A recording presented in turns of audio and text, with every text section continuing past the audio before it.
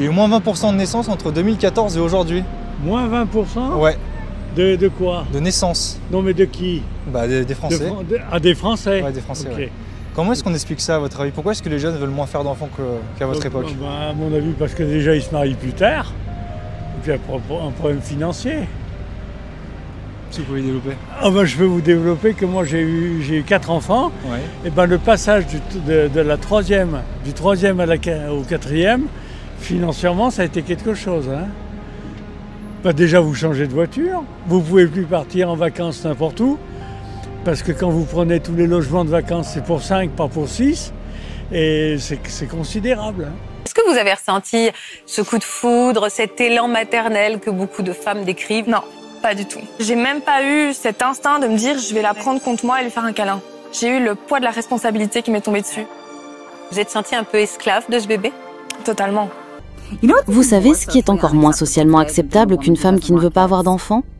Les raisons pour lesquelles vous ne voulez pas en avoir. Moi et plusieurs femmes que je connais avons passé 2 années à essayer de justifier le fait que nous ne voulons pas d'enfants, genre « Non, non, en fait j'aime les enfants, c'est juste que… » et ensuite donner la justification. Et l'une des principales raisons pour lesquelles je ne veux pas d'enfants est celle que tu n'es jamais autorisée à dire, à savoir « Je n'aime pas les enfants ». Alors oui, j'ai des neveux que je trouve cool et j'ai des amis avec des enfants géniaux, mais en général, je n'aime pas les enfants. Alors, je n'ai pas d'enfant par choix. Et à chaque fois, j'ai des gens me demandant « Si tu n'as pas d'enfant, c'est quoi ta raison de vivre ?» Eh oh! Ma raison de vivre, c'est me faire une manucure, faire du shopping, m'acheter des choses. Vous avez vu ce sac à main? Et ce vêtement? J'aime également le fait de rester sobre, de voyager, je sais pas, faire des siestes. Vous avez déjà fait des siestes? C'est la chose la plus fun du monde. J'adore ça, faire des siestes. Parfois, je me demande si je serais capable de me trouver un homme, parce que je ne veux pas du tout d'enfants. Et je sais que les hommes, en général, veulent une lignée et tout ça, mais je ne veux pas d'enfants. Je n'en veux pas du tout. Je ne veux pas payer pour eux, pour leur école, pour leur entretien, leur crèche. Je ne veux pas faire ça du tout.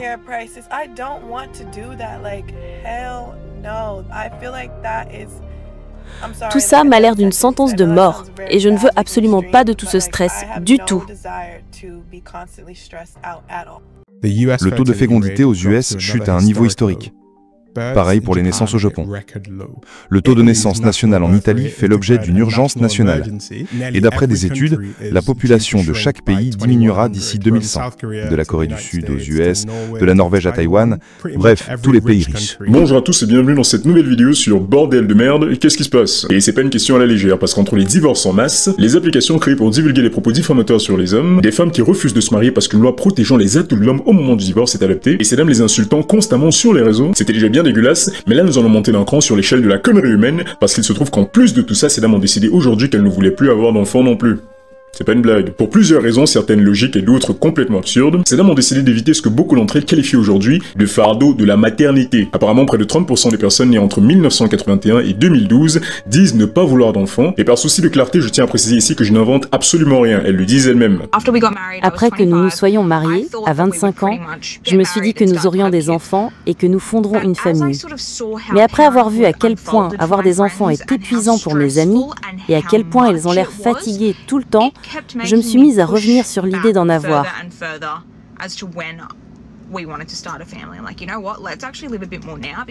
Ils ont tous l'air coincés. Et je sais que mes amis aiment leur enfant, et c'est beau de les voir ensemble.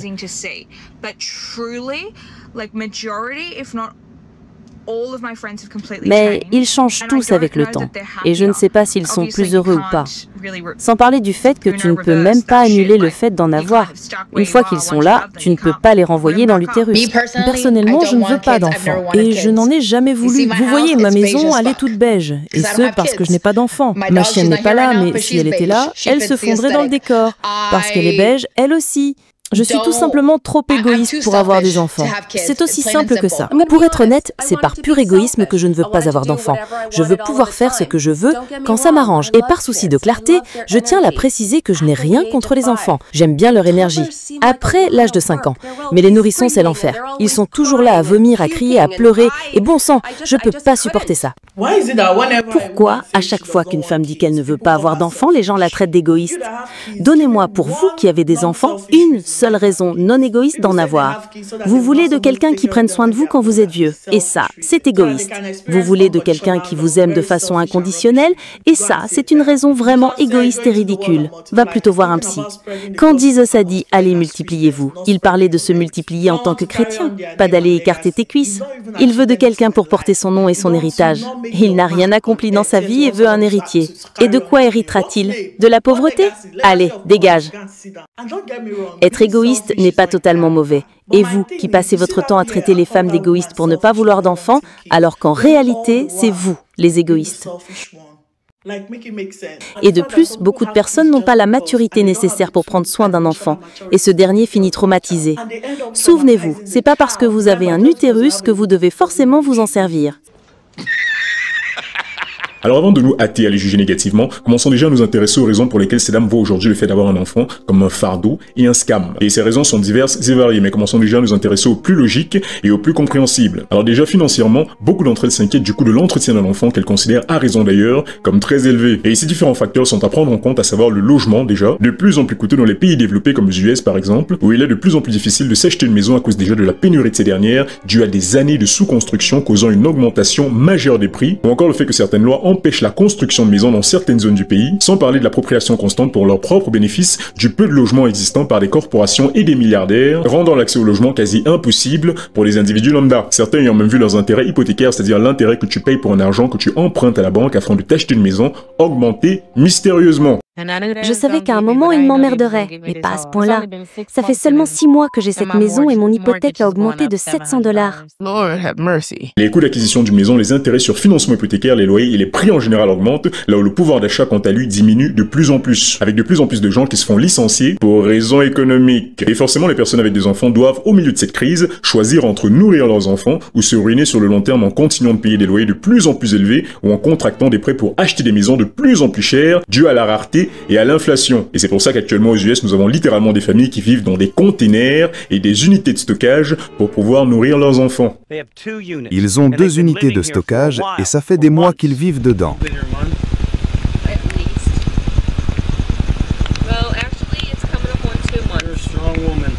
Jacqueline Ashbat m'a dit que ça fait 2 mois qu'elle et son mari et leurs 3 enfants vivent dans cette unité de stockage. Pas d'électricité, pas d'eau potable, juste un espace et des portes en métal. Et ils dorment dedans. Voici mon lit. Eh oui, la partie la plus importante, à savoir le bar, mes vêtements de bohémienne. Et pour ceux qui se demandent comment je fais pour avoir de l'électricité, c'est grâce à cette petite centrale électrique portable. À cause de la crise du logement, les gens transforment les unités de stockage en espace vital.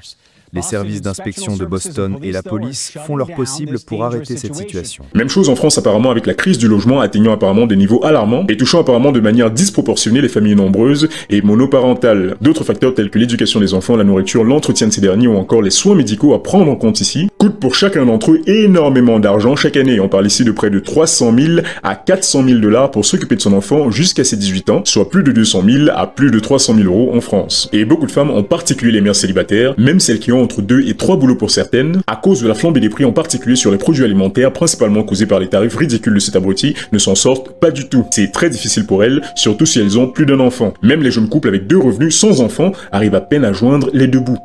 Voici un problème que personnellement j'ai avec ce pays durant ma vingtaine. Pourquoi tout est aussi cher? Pourquoi est-ce que je fais plus d'argent en tant que serveuse que j'en fais avec mon diplôme? Je n'ai pas de vie, je n'ai que 2 jours de repos et je travaille de mercredi à dimanche juste pour payer mes factures. À 22 ans, toutes mes factures sont à mon nom et je n'ai aucune aide. Comment est-ce que vous arrivez à vous payer des maisons? Ici, un studio avec une chambre, c'est 1 500 $. Comment vous faites pour avoir une assurance, aller chez le docteur, avoir des médicaments et devenir influenceuse sur TikTok? Qui sait où ça me mènera? Mon mec et moi nous épargnons, mais nous ne nous voyons que rarement durant la semaine. Et nous avons l'impression de travailler aussi dur pour rien. Je ne comprends pas. Doit-on déménager pour de meilleures opportunités? C'est tellement effrayant de vivre en Amérique aujourd'hui. Et du coup, beaucoup de femmes de la classe moyenne, en voyant ça, ont peur de ne pas pouvoir subvenir aux besoins de leurs enfants si jamais elles en ont un jour, ce qui est compréhensible. Quand on regarde notre cas, je me dis pas que demain j'ai envie de fonder une famille avec 2 enfants. Je préfère être stable, avoir un travail avoir une sécurité financière, un logement que je sais que je garderai dans les années à suivre. Et puis après, peut-être penser à fonder une famille. On nous ruine sur l'achat de maison. On nous ruine sur les produits alimentaires en magasin. On nous ruine sur la couverture santé. On nous ruine sur la sécurité sociale. On nous ruine sur la retraite. On nous ruine sur tout. Sur la vie en général. On nous ruine sur les enfants. On nous ruine sur absolument tout. Et ensuite, ils se demandent pourquoi nous n'avons pas d'enfants. Et tous ces boomers qui nous critiquent, genre « Vous ne vivez pas ce que nous vivons actuellement ?»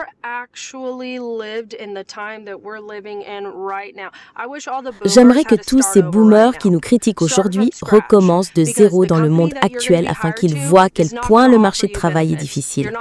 Vous n'aurez pas de bénéfices, pas de retraite et vous gagnerez des clopinettes.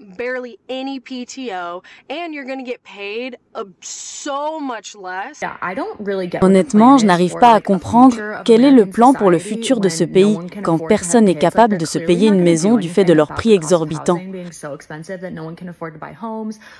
Ceux qui en ont ne s'achèteront sûrement pas de nouvelles à cause de leur prix élevé. La garderie pour les enfants pour ceux qui en ont est très chère.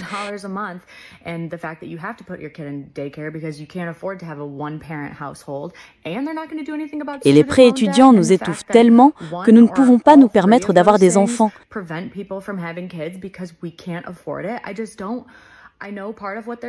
Et j'imagine qu'ils voudront genre faire disparaître les moyens de contraception comme la pilule, etc.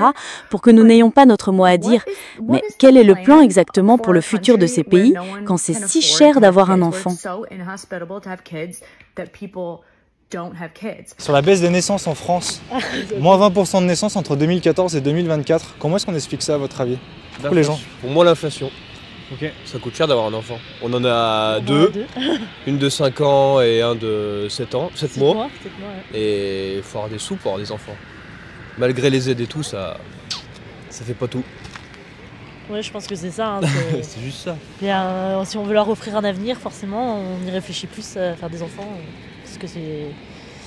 avec le prix des études, le prix de tout, aujourd'hui, pour leur offrir une belle vie, on est obligé de réfléchir à 2 fois. Voilà. Un troisième ou pas? Non.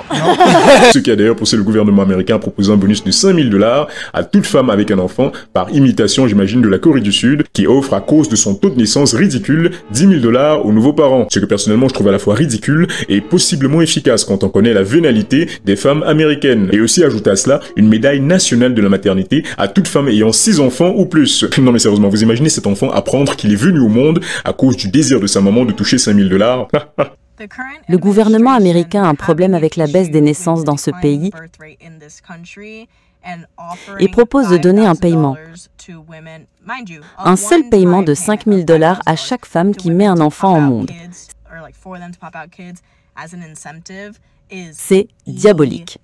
Et jusque-là, j'étais parfaitement d'accord avec elle, mais ensuite elle a dit ça.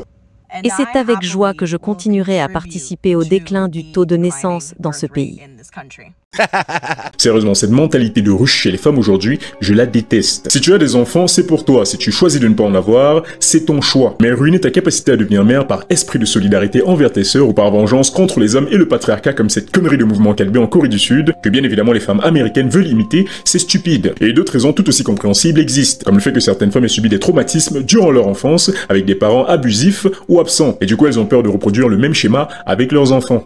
J'ai peur de finir comme ma mère biologique. Ça requiert une aide professionnelle, mais c'est valide. Beaucoup d'enfants se font abuser par leurs parents. Certaines également ont des maladies mentales et psychologiques qu'elles ne veulent pas transmettre à leurs enfants. Mon enfant aurait une prédisposition génétique aux troubles bipolaires. Valide. Je ne peux pas avoir d'enfant à moi, car stérilé. Valide. Je n'aime pas les enfants. C'est radical et direct, mais valide. Au moins, elle est honnête. Maintenant, passons à des raisons un peu plus amusantes. Beaucoup de femmes aujourd'hui décident de ne pas avoir d'enfants, car elles préfèrent poursuivre leur carrière et ne veulent pas sacrifier leur opportunité professionnelle et leur liberté au fardeau que représente la maternité. Ok, alors j'aimerais savoir, c'est quoi votre principale raison de ne pas vouloir d'enfants? Je commence. Mon lifestyle. Je veux qu'il reste tel qu'il est.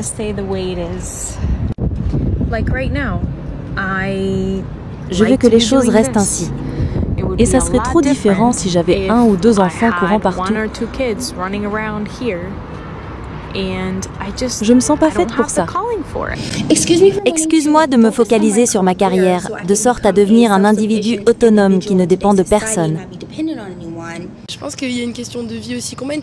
Quand on mène des vies où notre travail passe en premier, etc., on revient au choix égoïste. Enfin, si on a envie de faire carrière, grosse carrière, etc., que ce soit les deux dans le ménage, bah forcément c'est plus compliqué, quoi.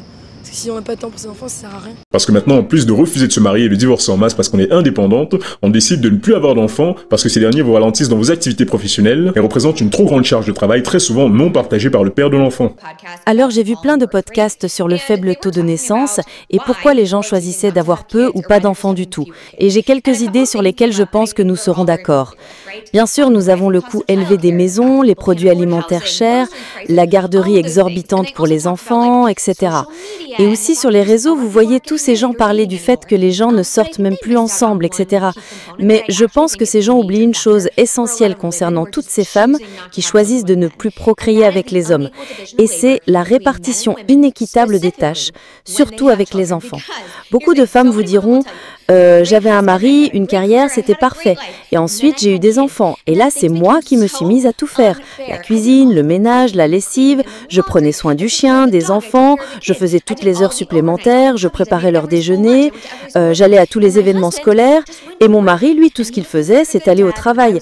Et lui était considéré comme un père génial et moi comme une mère ok. Alors à ce niveau-là, je suis à moitié d'accord avec elle. En ce sens où si vous avez tous les deux des carrières et des enfants, vous devez arriver à vous organiser de sorte à ce que la charge de travail ne pèse pas plus sur l'un que sur l'autre. J'ai entendu plein de femmes comme elles se plaindre du fait de devoir absolument tout faire avec les enfants, en plus de devoir gérer leur carrière professionnelle à côté, malgré le fait qu'elles aient des maris qui leur laissent entièrement la charge des enfants. Et cela peut très vite devenir décourageant pour beaucoup de femmes et pousser beaucoup d'entre elles au burn-out et à l'abandon pour énormément d'entre elles de l'idée même d'être mère. En comparaison par exemple avec l'Italie et le Japon, où le taux de naissance est très bas du fait que les femmes passent bien plus de temps aux travaux d'entretien de la maison et des enfants que leurs hommes, la Suède quant à elle a un taux de naissance bien plus élevé car les tâches sont équitablement réparties et que ces messieurs aident leurs épouses au quotidien. À ce niveau-là, je suis d'accord. Mais justifier le fait de ne pas vouloir d'enfants parce qu'opportunité professionnelle, c'est pas valide. Je connais personnellement énormément de gens qui ont suggéré à la fois un enfant et une opportunité professionnelle, et des fois même en étant parents célibataires. Beaucoup même ont eu des opportunités professionnelles parce que le fait d'avoir un enfant justement les a motivés à aller de l'avant. Certaines même sortiront ce genre d'excuses débiles pour justifier leur choix.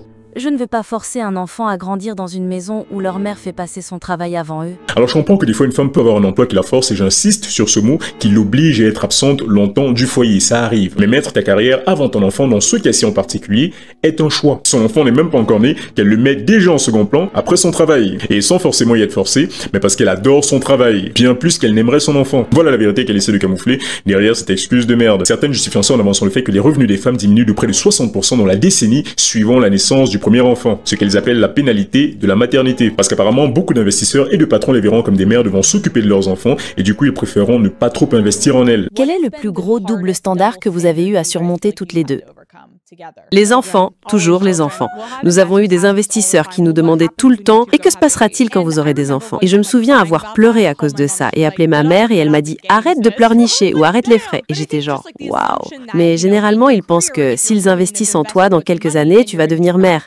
Et ensuite, tu vas moins bosser pour éduquer tes enfants. Et du coup, beaucoup d'entre elles choisissent tout simplement d'abandonner l'idée de la maternité et de se focaliser uniquement sur leur carrière. Quitte à finir comme Naomi Campbell et avoir 2 enfants par mère porteuse parce qu'on est trop vieille pour en faire soi-même. Beaucoup de femmes, en plus de cette histoire de carrière, voient également sur les réseaux toutes ces mères épuisées disant à quel point être une mère est difficile, ou encore ces femmes mimant des tradwives faisant semblant d'aimer la maternité. Et du coup, beaucoup de femmes en voyant ça ont peur de devenir mère, tout comme les contenus red pill d'extrémistes sur YouTube font considérer toutes les femmes par les hommes comme des Il faut arrêter, mesdames, de croire toutes les bêtises que vous racontent ces femmes sur TikTok. Si vous vous demandez comment vous êtes supposé bosser de 9h à 17h, déposer les enfants à l'école à 8h et les récupérer à 15h30, faire la cuisine, le ménage, la lessive, maintenir une vie sociale, démarrer une start-up et avoir avoir un semblant de reste de santé mentale, moi aussi. Alors déjà, quel intérêt d'aller étaler ton parcours maternel sur TikTok? Vous imaginez un père de famille aller sur TikTok se plaindre du fait qu'il travaille trop dur pour sa famille? Pas du tout, il va au bar se saouler et ça passe tout aussi cul sec. T'as compris? Tout aussi cul sec.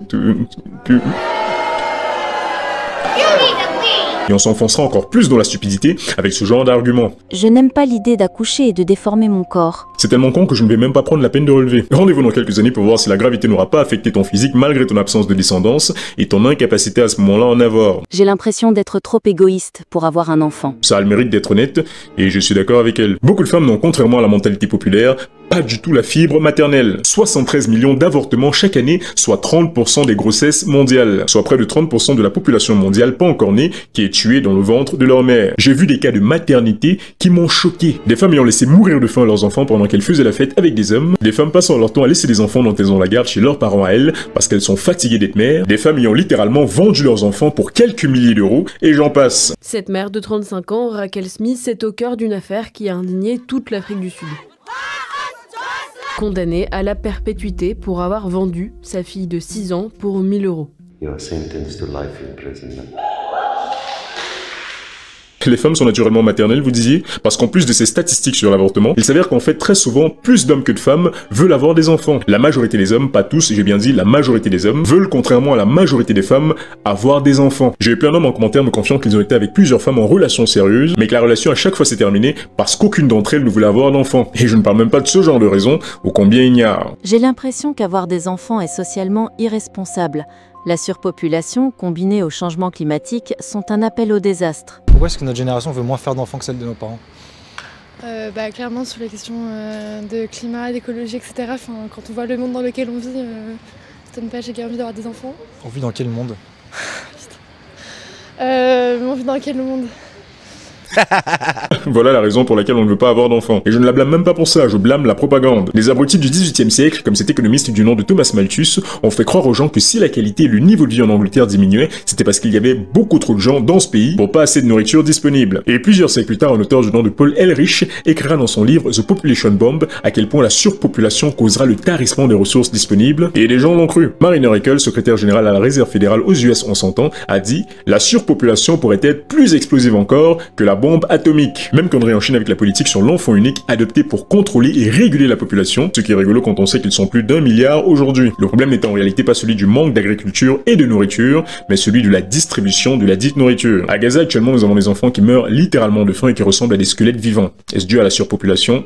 Pas du tout. Alors arrêtez s'il vous plaît avec ces excuses ridicules. D'autant pour essayer de se conforter les unes les autres dans leurs idées débiles, ces femmes comme elles le font d'habitude, ont démarré un groupe de soutien appelé Not Mom, dont le premier sommet a eu lieu en 2015 à Cleveland et destiné à conforter les femmes n'ayant pas d'enfants par choix, parce qu'on a toujours besoin de voir ces idées stupides validées par d'autres personnes stupides afin de se sentir légitime dans sa stupidité. Les relations de couple seraient tellement meilleures aujourd'hui si plus de femmes se réunissaient ainsi pour dire la vérité aux autres femmes. Mais bon, on peut rêver. D'autant que toutes ces femmes qui sont là genre nous on veut pas avoir d'enfants, etc. on est très bien comme ça, on soutient le mouvement à bas le patriarcat, sont très souvent des femmes très jeunes de moins de 20 ans ou au max en début de vingtaine. Et ce n'est que lorsqu'elles atteignent un certain âge qu'elles se mettent subitement à se dire j'ai peut-être déconné là. Et ce graphique sur lequel je suis tombé le prouve parfaitement. Il indique le taux de naissance pour 1000 femmes aux USA en fonction des différents âges. Et comme vous pouvez le voir, à partir de 30 ans en montant, là elles se mettent miraculeusement à avoir des enfants. Le graphique étant d'ailleurs amusamment nommé 40 ans, c'est le nouveau 20 ans.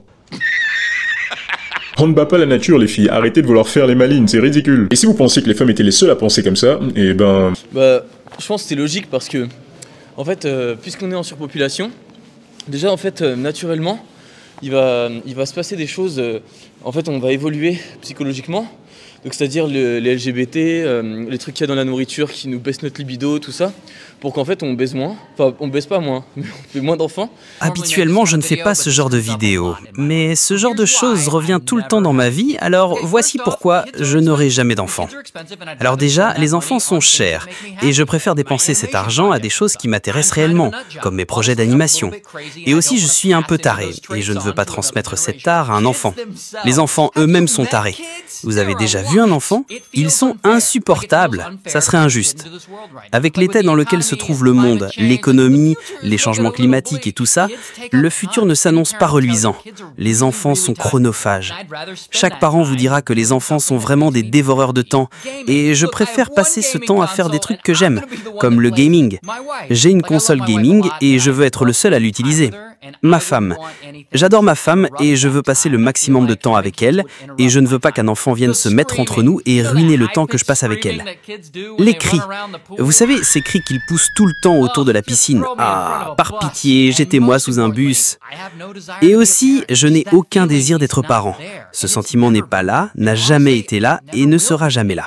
J'aime avoir de l'argent, être capable de voyager quand je veux, voir mes amis quand je veux, rentrer à un appartement calme et sans cris de toutes sortes, sans être réveillé au milieu de la nuit ou à 5 heures du matin.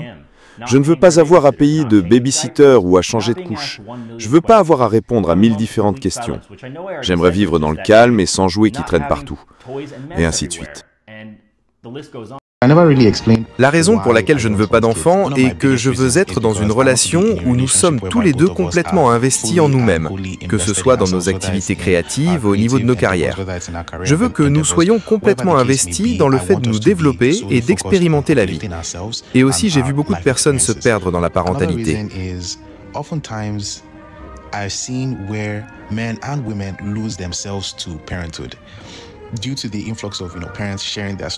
Toutes ces personnes partageant leurs expériences en tant que parents en ligne, en les voyant, tu te demandes si ces personnes savent encore qui elles sont en dehors de leur rôle de parents. Ah, pitié, non.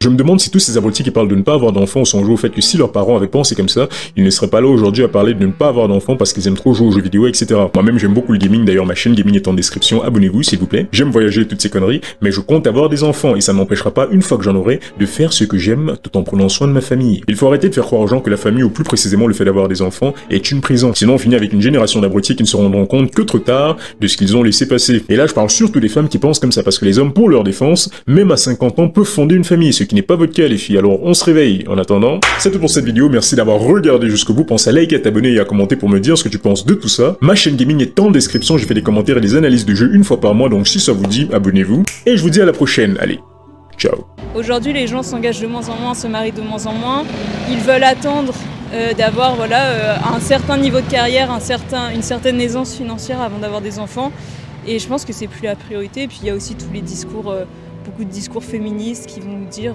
que la femme peut être indépendante, dispose librement de son corps et n'est pas forcément faite pour la maternité. Il y a tout plein de discours comme ça, sur l'écologie aussi notamment. Qu'est-ce qu'on en pense des discours féministes? C'était la première à en parler justement. Et ben moi personnellement je pense que la femme, même si elle n'est pas faite que pour ça, a quand même, enfin c'est dans son corps, elle est faite pour porter la vie. Et que donc c'est aussi dans la vocation de la femme de pouvoir avoir des enfants. Je dis pas que toutes les femmes sont appelées à ça nécessairement, mais en tout cas c'est toujours un beau cadeau de pouvoir porter la vie, de pouvoir avoir des enfants. Et je trouve ça dommage de voir des femmes qui vont se faire ligaturer les trompes. Peut-être un choix qu'elles regretteront plus tard.